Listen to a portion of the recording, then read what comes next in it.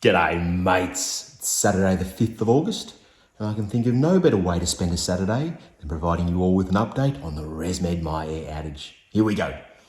We continue to experience delays syncing nightly therapy data from your ResMed PAP device into your MyAir app. Here's what we know so far.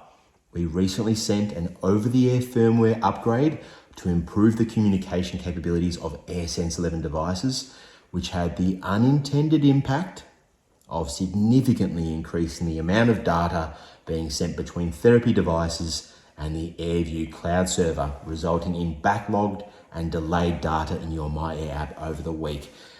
They've flooded their server. That's what they've done. They've flooded their server with that update, and now they're working through the backlog. We know how important access to your data is, and we're working around the clock to resolve the delay so your data can be updated as soon as possible.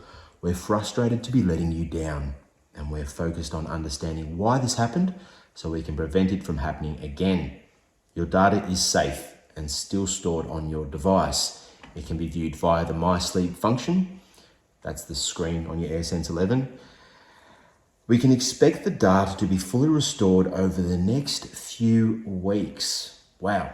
At which time you and your providers can obtain a view of your therapy and adherence. We will continue to provide updates within the MyAir app and on your device. Clinicians can view AirView for updates regarding access to patient therapy data. Thank you for your patience and understanding.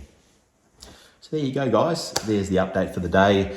They flooded their server and it's going to take a couple of weeks to sort through the backlog. Have a great day. See you soon. Cheers.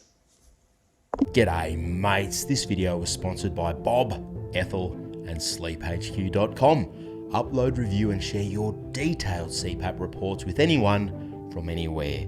Visit SleepHQ.com and create a free account in seconds.